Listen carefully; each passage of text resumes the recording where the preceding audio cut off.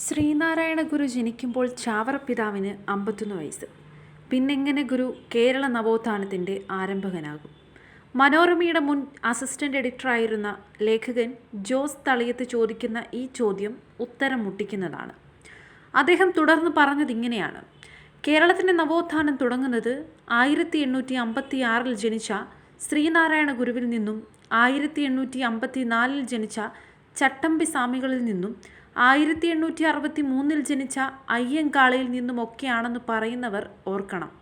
അവരൊക്കെ ജനിക്കുന്നതിന് 5 പതിറ്റാണ്ട് മുൻപ് ജനിക്കുകയും നവോത്ഥാനത്തിൻ്റെ വിളക്ക് കൊളുത്തി ശംഖനാദം മുഴക്കി സമസ്ത മേഖലകളിലും സാമൂഹിക വിദ്യാഭ്യാസ മാറ്റങ്ങൾക്ക് ചാല് കോരുകയും ചെയ്ത ക്രൈസ്തവ വൈദികനാണ് വിശുദ്ധ ചാവറ കുര്യാക്കോസ് ഏലിയാസ്.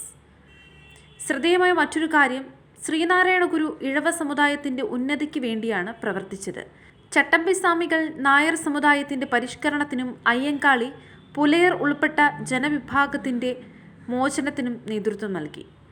കറുപ്പൻ അരയ സമുദായത്തിനു വേണ്ടിയും വക്കം അബ്ദുൽ ഖാദർ മൗലവി മുസ്ലിം സമുദായത്തിനു വേണ്ടിയും ഭട്ടതിരിപ്പാട് നമ്പൂതിരി സമുദായത്തിനു വേണ്ടിയുമാണ് പ്രധാനമായും ശബ്ദിച്ചത്.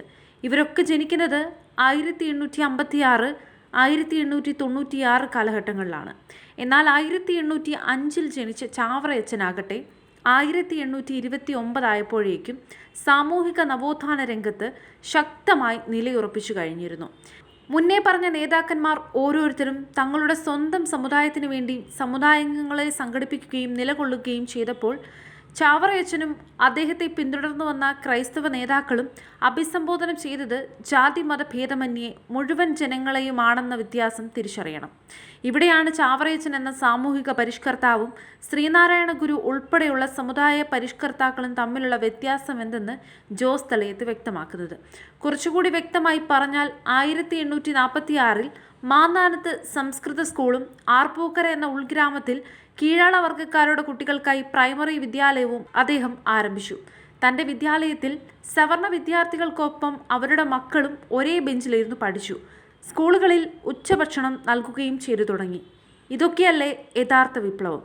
1864 ചാവറ പിതാവ് കേരള കത്തോലിക്ക സഭയുടെ വികാരി ജനറലായി. അതോടൊപ്പമാണ് പള്ളിയോട് ചേർന്ന് പള്ളിക്കൂടം എന്ന ആശയം ജനഹൃദയങ്ങളിൽ എത്തുന്നത്. 1829 വൈദികനായ ചാവറ കുര്യാക്കോസ് താൻ സ്ഥാപിച്ച സന്യാസ സമൂഹത്തിലൂടെ പിന്നീടുള്ള 4 പതിറ്റാണ്ടുകൾ കേരളം നിറഞ്ഞു നിന്നു.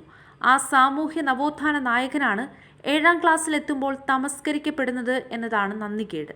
പിന്നെന്ത് ചരിത്രമാണ് ഇത്രയും നാൾ പഠിച്ചത്? എന്തുകൊണ്ടാണ് ചരിത്രം ഇങ്ങനെ അട്ടിമറിക്കപ്പെട്ടത്?